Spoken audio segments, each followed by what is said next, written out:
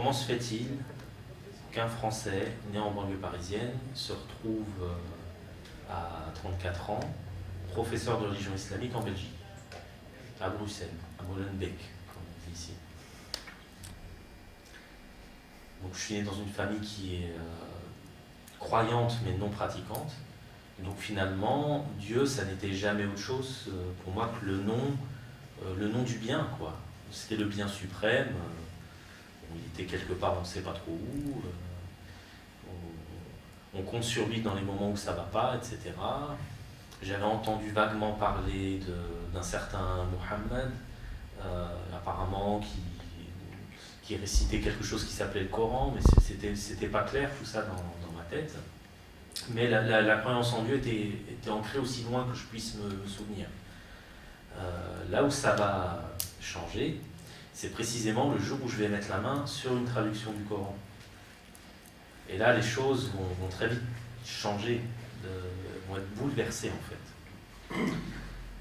Parce que dans le Coran, qu'est-ce que je découvre ? Je découvre un Dieu que je ne comprends pas, que je n'ai pas les moyens de comprendre, mais qui m'impressionne, vraiment au sens étymologique du terme, c'est-à-dire qui injecte vraiment une pression intérieure. C'est un Dieu qui sanctionne, parfois pour des choses qui me semblaient sans importance. Par exemple, voilà, boire un verre d'alcool, où est le problème ?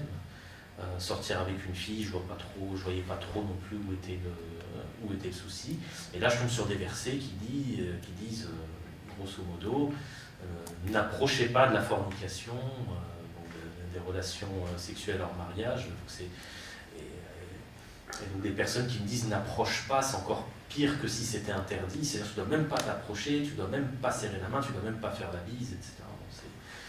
Donc je suis en face d'un texte que je n'ai pas les moyens de comprendre, que je n'ai pas les moyens de décrypter, mais qui impose une autorité quasi immédiate. C'est Dieu qui parle dans le Coran. Et donc là, je commence à rentrer dans une dynamique, quelque part happée par le sujet, pour ne pas dire obsédé par le sujet, et la question religieuse devient très rapidement centrale. Tellement centrale que je vais me lancer dans des recherches, j'essaie d'en parler avec des gens. À l'époque, c'était les débuts de l'Internet, j'allais sur les sites de chat où on pouvait chatter avec des gens, j'essayais de les convaincre de se convertir à l'islam parce que j'étais tombé sur un verset que je comprenais dans le sens celui qui ne croit pas à nos versets, il ira en enfer, quoi. Ceux qui étaient à l'atelier tout à l'heure savent maintenant que c'est pas exactement ce qu'il faut comprendre de ce verset-là. Mais j'étais en train de me dire, voilà, s'il suffit de ne pas croire au verset coranique, de ne pas être musulman en fait pour aller en enfer, il faut bien quand même que je prévienne les gens, c'est la moindre des choses. Toc toc, oui, faites attention, si vous n'êtes pas musulman, vous allez en enfer. Donc ça avait commencé sur un chat, et bien évidemment ça avait lancé des discussions, etc. Mais ça a vite aussi débordé je dirais, du virtuel, et j'ai commencé à rencontrer des gens dans le réel qui m'ont fait découvrir une autre littérature que le Coran, la littérature de ce qu'on appelle les hadiths. Quand on lit le Coran, donc on a accès à ce qu'on considère être la parole de Dieu, ça reste quand même quelque chose de très abstrait. Quand on lit les hadiths, c'est-à-dire les paroles attribuées aux prophètes, là on trouve des ordres relatifs à, grosso modo, la façon de se curer les dents jusqu'à la façon de s'adresser à Dieu, quoi. Donc c'est des textes qui recouvrent absolument tous les aspects de la vie. Et là, je commence à développer une sorte de fièvre de la norme religieuse, si vous voulez. Je commence à scruter la taille de ma barbe, je commence à bien faire attention de mettre ma chaussure du pied droit avant le pied gauche, je fais bien attention de rentrer dans les toilettes pied gauche avant, pied droit après, et de sortir pied droit avant, pied gauche ensuite. Donc toutes ces recommandations qu'on trouve. Et ces bouquins de hadith, je ne les avais pas trouvés n'importe où, je les avais trouvés dans une librairie qui était présentée comme une librairie islamique, et qui était en fait une librairie salafiste. Donc j'en dis pas plus pour le moment, j'y viendrai plus en détail avec le petit PowerPoint que j'ai préparé à ce sujet-là. Et il faut savoir une chose, c'est que la littérature salafiste surtout pour un jeune de 17 ou 18 ans, c'est une littérature qui est extrêmement impressionnante, qui est extrêmement déstabilisante. C'est-à-dire que le discours salafiste, c'est un discours qui va tout miser sur l'argument d'autorité. Et on va trouver des déclarations aussi massives que l'islam dit que tu dois faire ceci ou cela. Tous les savants musulmans sont unanimes pour dire que ceci ou cela est interdit ou ceci ou cela est obligatoire. Le prophète te dit de faire ceci ou cela. Bon ben, si le prophète me dit de faire ça, si tous les savants de l'islam sont unanimes pour dire par exemple qu'il faut porter la barbe, etc., même si moi ça me semble un petit peu fort de café de me dire que Dieu est là en train de faire attention à la taille des poils de ma barbe, même si ça me semble bizarre, je n'ai rien à dire, parce que l'autorité est présente. Et alors petit à petit, ben j'ai l'habitude de dire que je me suis salafisé à mon insu, si vous voulez. C'est-à-dire que comme ces librairies se présentent comme librairies islamiques, et que ces bouquins se présentent comme des bouquins d'islam, et pas des bouquins salafistes, ben on a l'impression que, comme ils le disent eux-mêmes, c'est l'islam qui dit ça. Et donc, ben voilà, je commence à me fâcher avec ma mère parce qu'elle n'est pas le voile, je commence à me fâcher avec mon père parce qu'il ne porte pas la barbe, je leur dis que finalement, ils ne connaissent pas le vrai islam, que le vrai islam, c'est pas l'islam traditionnel, folklorique qu'on leur a enseigné, que le vrai islam, c'est l'islam des textes, et que ces textes, ils sont compris et transmis par les savants, et que les savants, ce sont des gens qui sont au-dessus de tout soupçon. Et autant dire que j'étais très mal parti. Ce qui va faire que les choses vont évoluer, c'est ma rencontre avec une personne que j'appelle Mustapha dans le bouquin.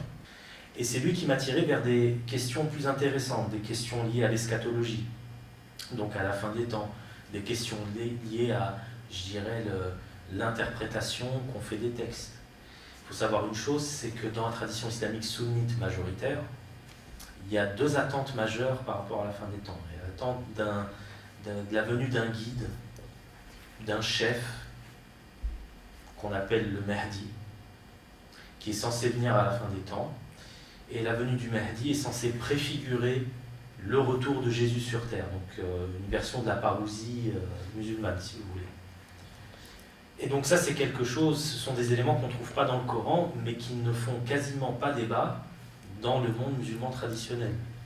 Et Mustapha, donc cet homme pratiquant, croyant, intelligent, m'assène comme ça, écoute, il n'y a ni Mahdi, ni retour de Jésus dans l'islam originel, dans l'islam de Mohammed.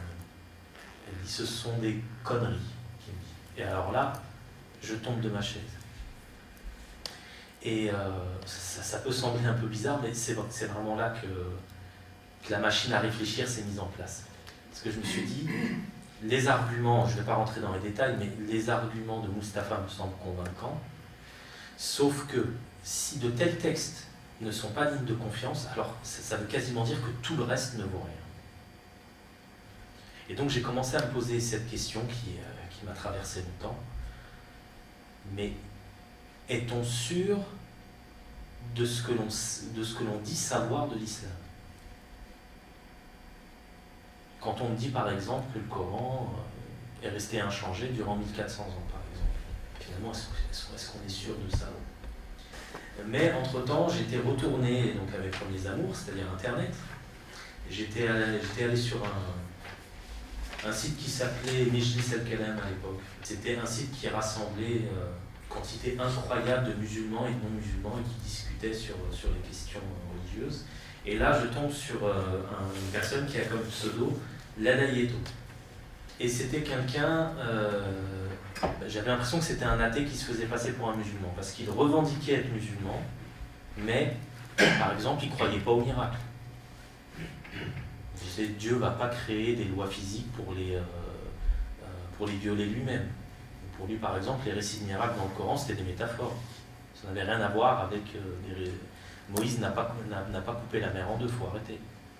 Et donc, je ne pouvais pas m'empêcher de pester contre lui, parce que je me disais, mais c'est quoi ce faux musulman qui va essayer de rationaliser à l'extrême le Coran et la foi. Si on ne croit plus au miracle, si on ne croit plus au surnaturel, qu'est-ce qui reste du religieux alors à ce moment-là?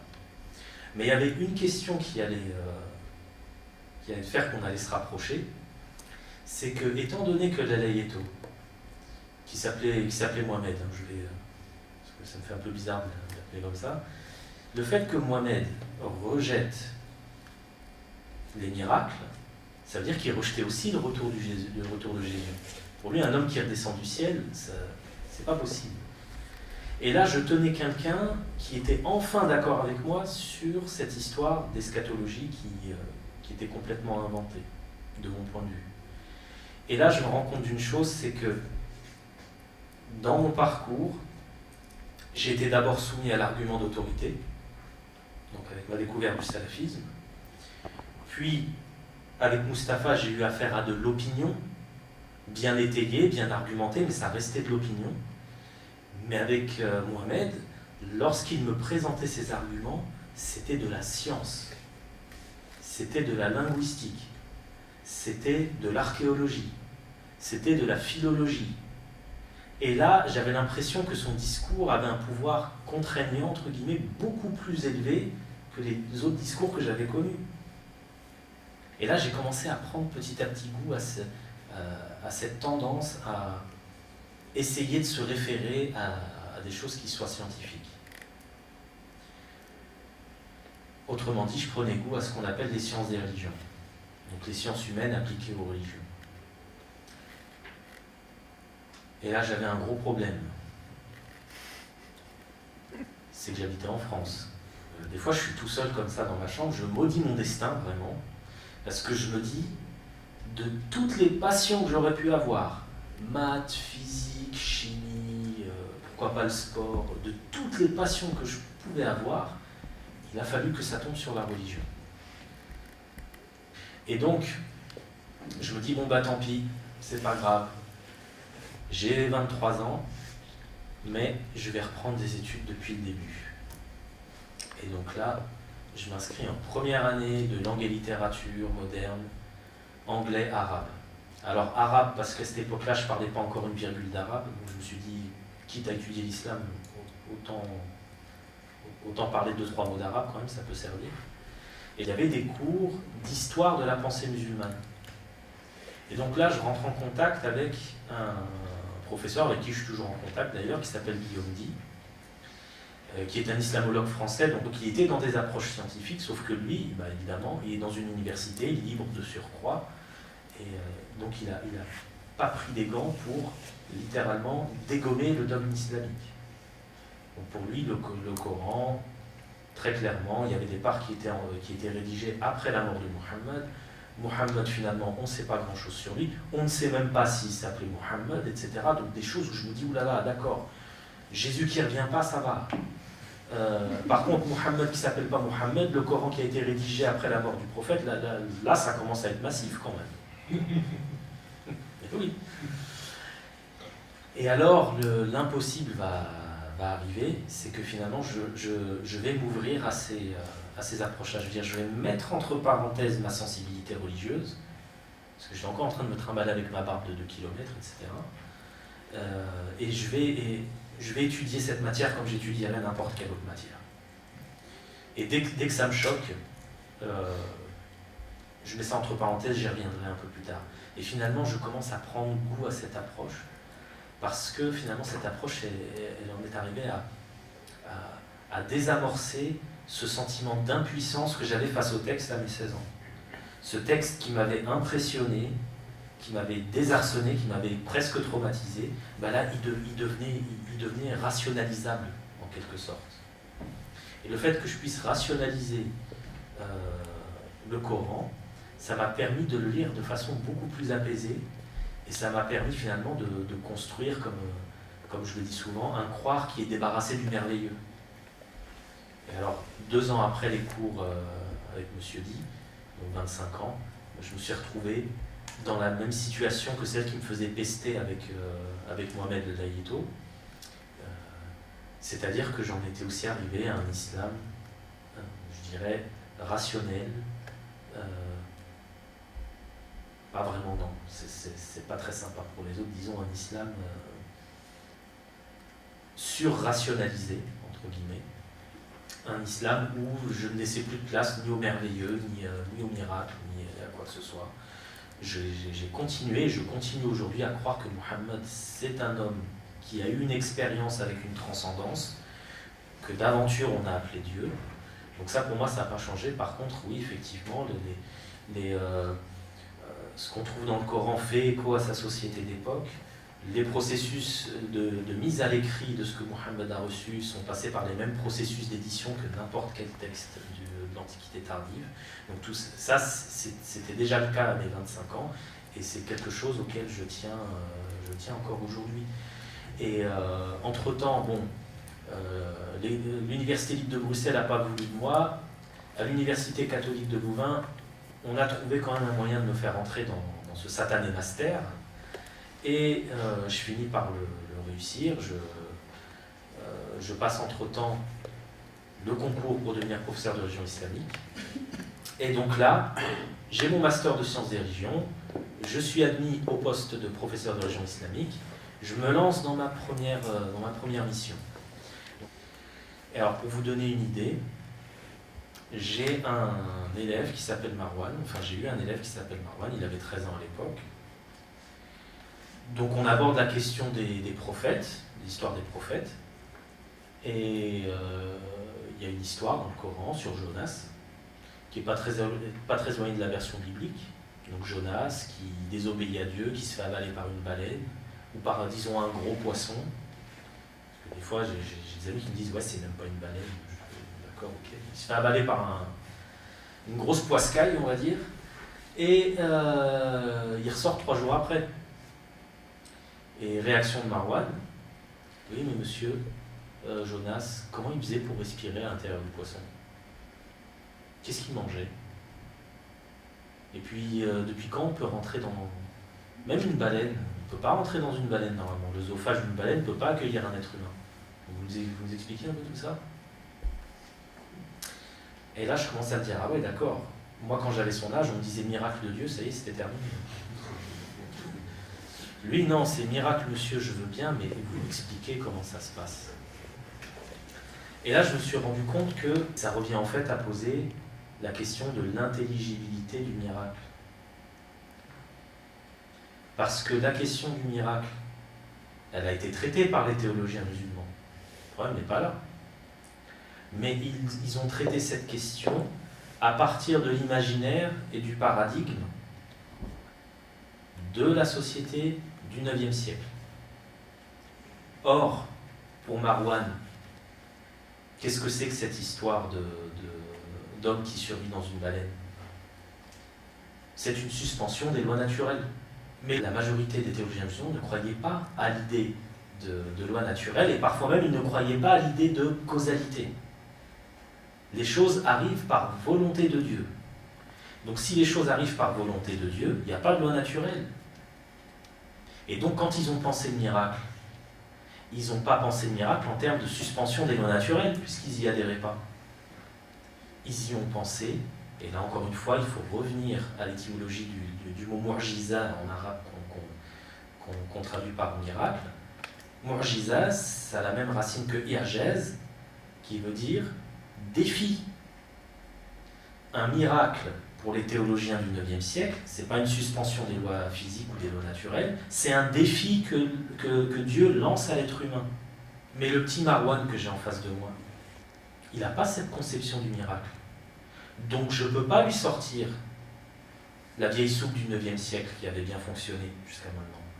Je suis obligé de rendre compte du miracle en des termes du XXIe siècle, c'est-à-dire en des termes de suspension des lois naturelles.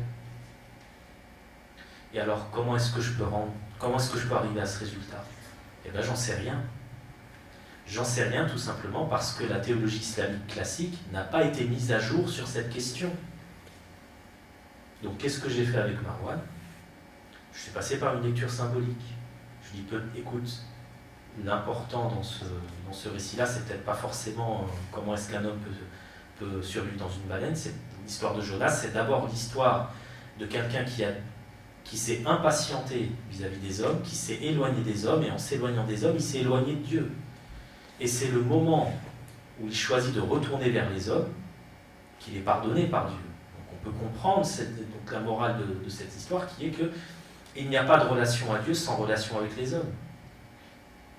Et Marwan, lui, ça l'a convaincu. Parce que le texte a refait sens pour lui.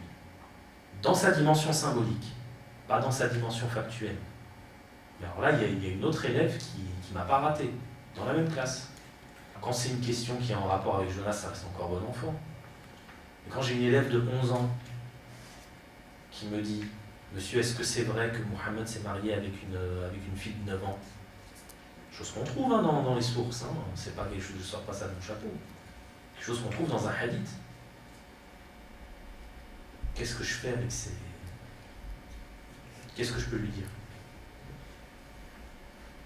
Sur le plan traditionnel, rien. Parce qu'on n'a pas de théologien qui est à la hauteur. Sur le plan historico-critique, je pourrais lui dire énormément de choses. Sur l'origine de cette idée de mariage précoce, etc. Pourquoi est-ce qu'on a inventé cette histoire, à quelle période, etc. J'ai tout ce qu'il faut. Mais elle a 11 ans. Et ça, c'est pareil, elle ne l'a pas sorti de sa tête. Elle l'a entendu quelque part. Elle l'a entendu où? Elle l'a entendu à la mosquée.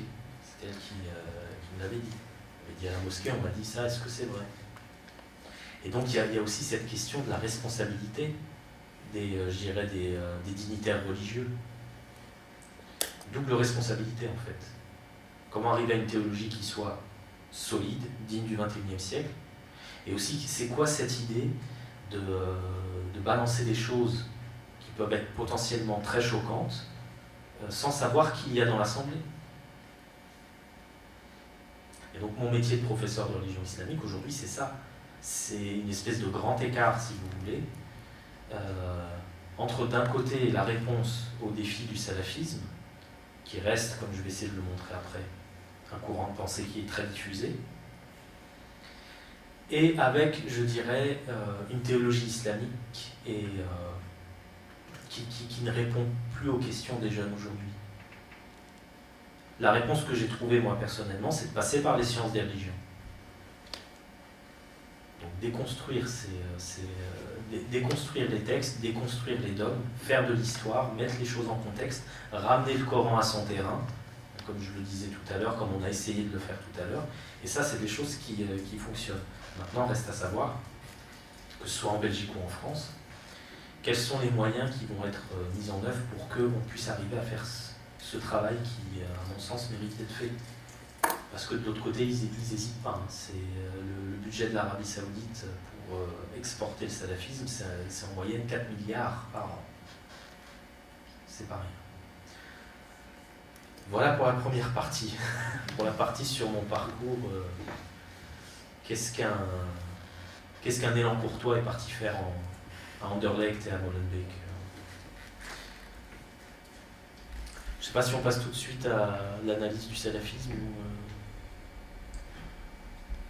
Est-ce que vous avez des questions sur ce premier récit ou envie de continuer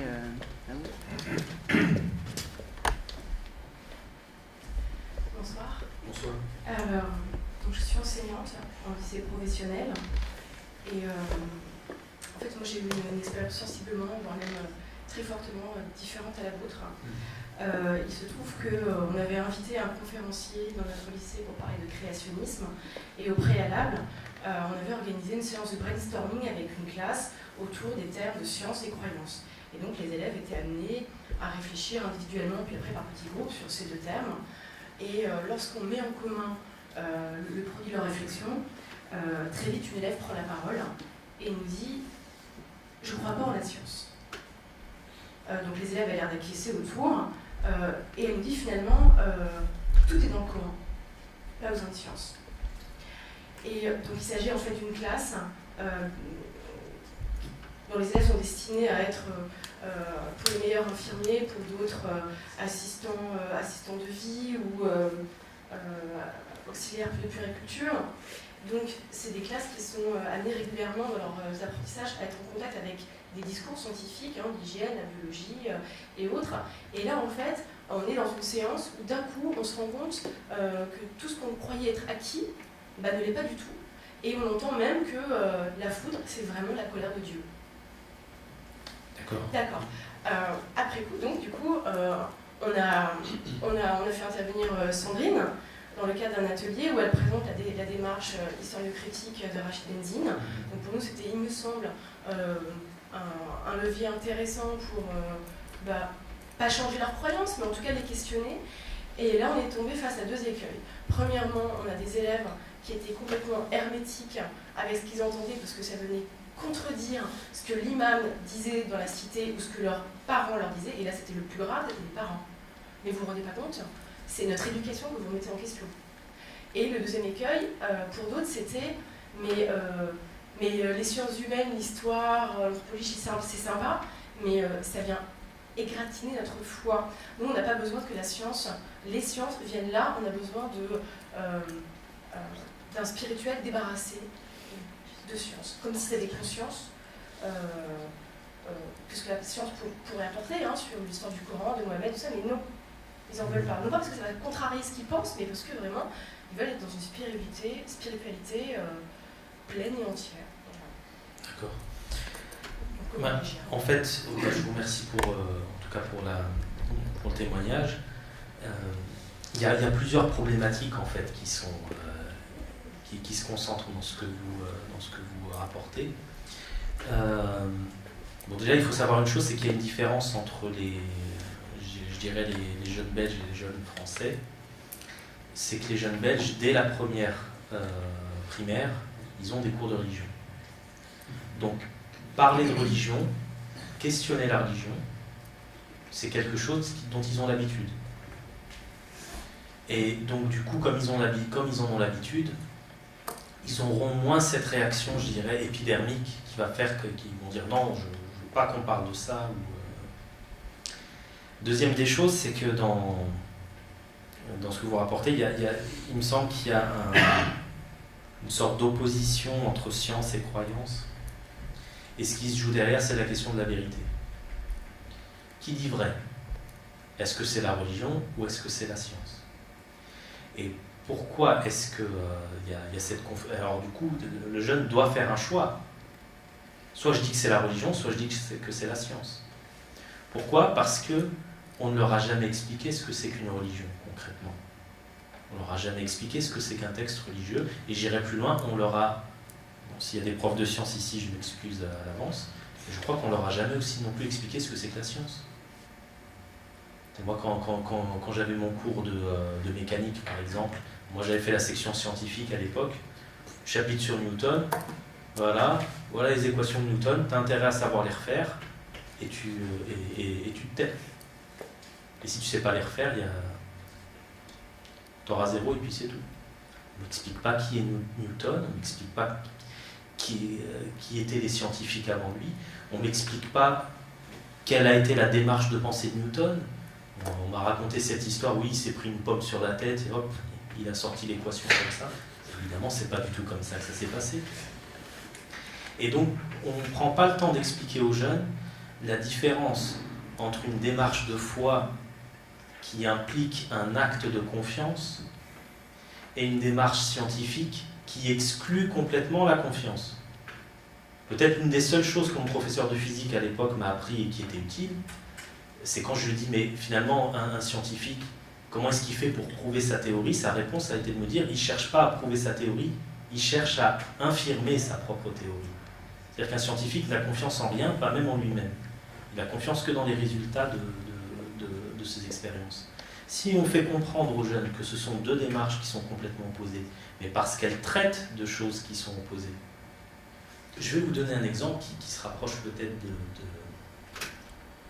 ce que ça a pu susciter. J'étais avec un professeur de morale. Alors en Belgique, quand vous ne prenez pas de cours de religion, vous pouvez avoir un cours de morale non confessionnel, qui est une sorte de cours de philosophie, si vous voulez. On s'est dit, on va faire un cours jumelé. Et il y a le professeur de morale qui leur dit, voilà, l'univers a été créé il y a un peu plus de 13 milliards d'années. Et il y a une élève qui se lève comme ça, qui fait « Ah oui, et pourquoi ? Pourquoi 13 milliards ? Pourquoi pas 14, 15, 16 ?» Et la réponse du prof, ça a été consisté à lui dire « C'est ce que disent les scientifiques. » Alors évidemment, la jeune, elle a en face d'elle quelqu'un qui va avoir le même discours que les religieux qu'elle connaît. Pourquoi c'est comme ça ? Parce que les imams le disent. Et alors moi je suis intervenu, je lui dis non, écoute, il y a un bonhomme pas trop bête qui s'appelle Einstein, qui a développé une théorie de l'espace-temps. Je lui dis, il s'est rendu compte que l'univers était en expansion, et on l'a mesuré. Et il s'est dit, mais attends, si plus le temps passe et l'univers est en extension, ça veut dire que plus je remonte dans le passé, plus l'univers était petit. Puis plus petit, puis plus petit, puis plus petit, jusqu'à atteindre la taille d'un point. Et je lui dis, tu sais quoi, quand on fait le calcul, on se rend compte que l'univers avait la taille d'un point il y a 13 milliards d'années.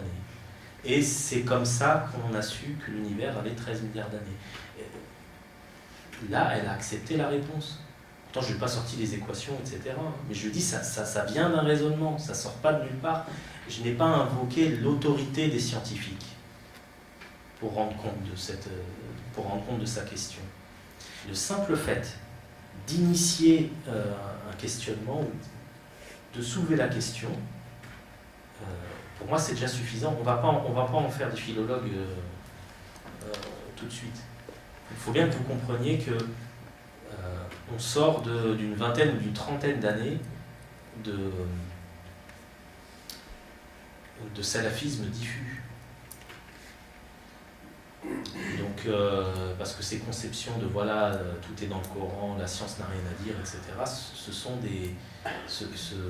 des émanations, je dirais, de la doctrine salafite. Les salafistes utilisent le mot science pour parler de la religion. Traduisent ilm en arabe par science. Et donc, ilm, alim, c'est-à-dire un théologien. Si ilm veut dire science, ça veut dire que alim veut dire savant, scientifique. Et donc pour eux, la science, c'est d'abord la religion. Alors là, évidemment, avec ça, on noie complètement le jeu.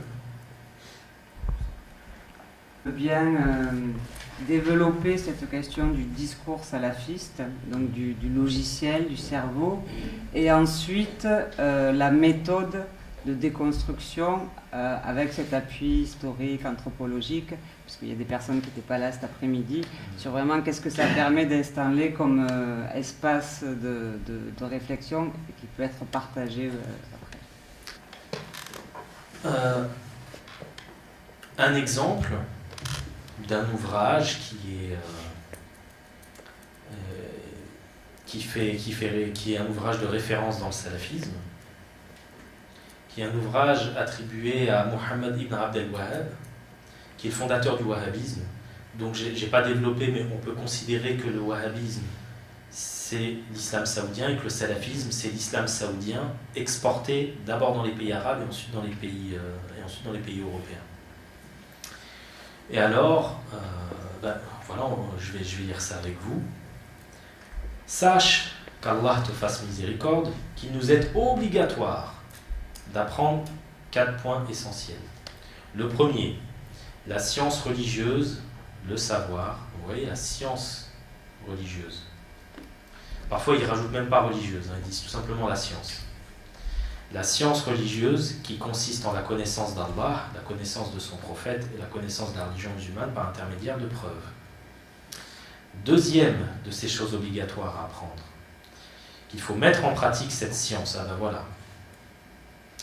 Troisième point obligatoire, exhorter les gens à cela, donc faire du prosélytisme. Quatrième, l'endurance et la patience face aux préjudices qui en résulteront. Ces 4 points, on les tire d'où ? On a la référence juste après. Référence qui n'est pas appelée référence, qui est appelée preuve. Et on se trouve dans cette configuration qui, d'un point de vue herméneutique, est absolument remarquable. Je dis ça dans un sens péjoratif. C'est qu'on se trouve dans une situation où, plutôt que d'avoir un verset, ou là en l'occurrence une sourate coranique qui est ensuite interprétée, on a d'abord une interprétation qui est ensuite justifiée a posteriori par une sourate coranique. Autrement dit, le Coran se retrouve dans la position d'interprète d'Ibn Abd al-Wahhab, alors que normalement c'est l'inverse qui doit se passer. Et alors, encore une fois, en lisant tout ça, mettez-vous à la place d'un jeune de 17 ans.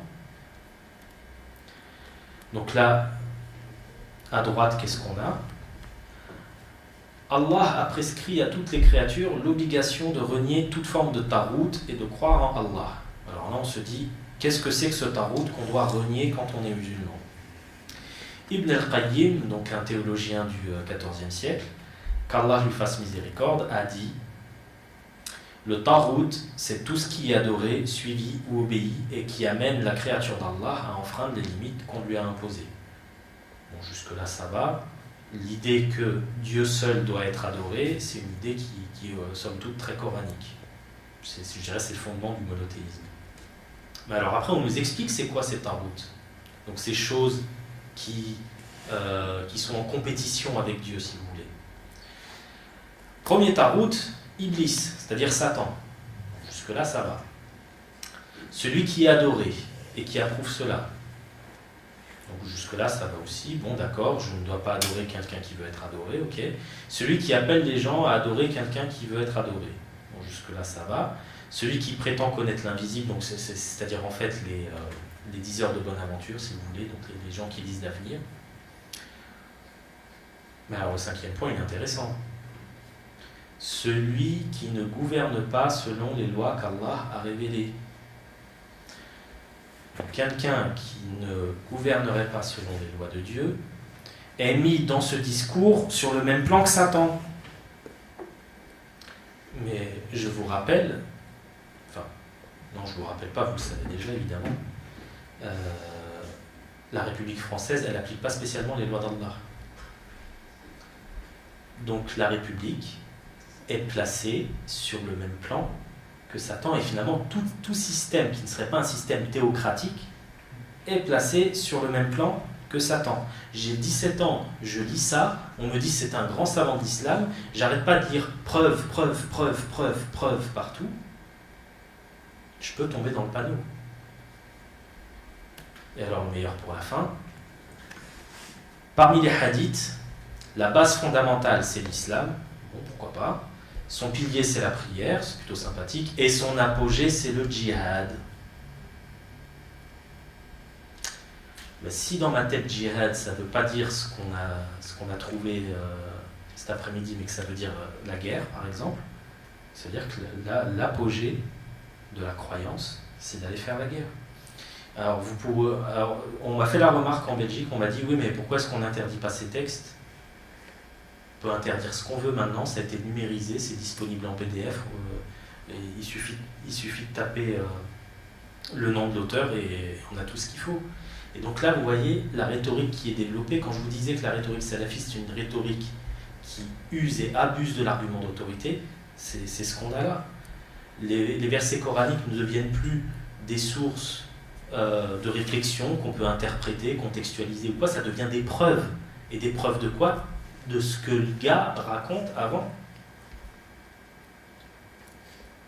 Et donc la logique du salafisme, elle est là. Quelle est l'intention, la pensée qui utilise ensuite les sourates pour se justifier ? Tu vois ce que je veux dire ? Oui. Donc là, en l'occurrence, pour Ibn Abd al-Wahhab, il avait un projet, c'était d'unifier les tribus d'Arabie et de réinstaurer la vision que lui, il avait du monothéisme. Donc lui, son but, c'était de convaincre les gens que l'islam arabe de son époque n'était pas conforme et de les convaincre de prendre les armes avec lui. Donc évidemment, on comprend le hadith à la fin. Il dit voilà que le djihad, c'est l'apogée de la croyance. Donc en fait, ce qui va précéder le discours, là en l'occurrence de Ibn Abd al-Wahhab, c'est l'idéologie politique en fait qu'il cherche à développer. Et j'aurais pu citer un autre penseur qui est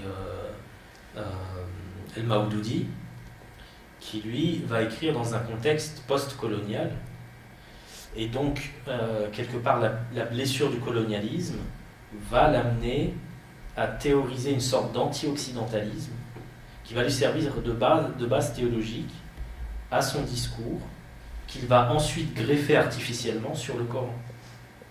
Et c'est en ça que je dis que le Coran devient leur interprète alors que ça devrait être le contraire. Et effectivement, ça on n'y échappera pas. Dans le Coran, comme dans n'importe quel texte du 7e siècle, il y a des passages qui sont pacifistes, il y a des passages qui sont belliqueux. Donc on trouve ce qu'on a envie d'y trouver. Si j'ai envie de pousser les gens à partir au combat, à partir du moment où l'idéologie précède la compréhension du verset, je peux trouver ce qu'il faut. Et l'approche de Rachid, qui consiste à précisément revenir à l'univers de discours de l'époque, ou pas la mentalité, l'imaginaire de l'époque, c'est précisément pour minimiser au maximum la part d'idéologie. On arrête de penser comme nous et on cherche à penser comme eux à l'époque. Et c'est là qu'on approche, je dirais, une lecture du Coran qui soit plus que contextuelle, mais qui soit ramenée à son terme. Moi, je voulais vous remercier parce que vous avez une qualité qui est très importante pour nous. Je vais m'en expliquer tout à l'heure. C'est votre capacité à trouver des arguments, des stratégies pédagogiques pour arriver à faire comprendre à ces jeunes comment il faut essayer de mettre du doute dans leur quasi-certitude. Et c'est très précieux pour nous parce que moi, je suis dans l'éducation nationale aussi et on est confronté en permanence à ces jeunes qui effectivement sont dans cette situation-là et on n'est pas forcément bien armé parce que, c'est la première année sur laquelle je voulais avoir votre avis, c'est que la laïcité à la française, finalement, elle entraîne l'idée, la croyance fausse que finalement la religion, c'est pas notre problème, on ne doit pas le traiter, alors qu'en réalité, c'est dans la tête de nos jeunes. Et on est confronté du coup en permanence à des contestations, et comme on considère dans notre système pédagogique que finalement éducatif que c'est pas notre souci, on ne sait pas comment le traiter. Et donc c'est très précieux pour nous d'avoir justement vos stratégies, et donc je voulais vous en remercier, je veux savoir ce que vous pensez de cette idée que la laïcité à la française finalement peut nous desservir face à ces contestations. Je pense que par rapport à la laïcité, comme on dit à la française, il y a quelque chose... Enfin, pour moi, l'idée de laïcité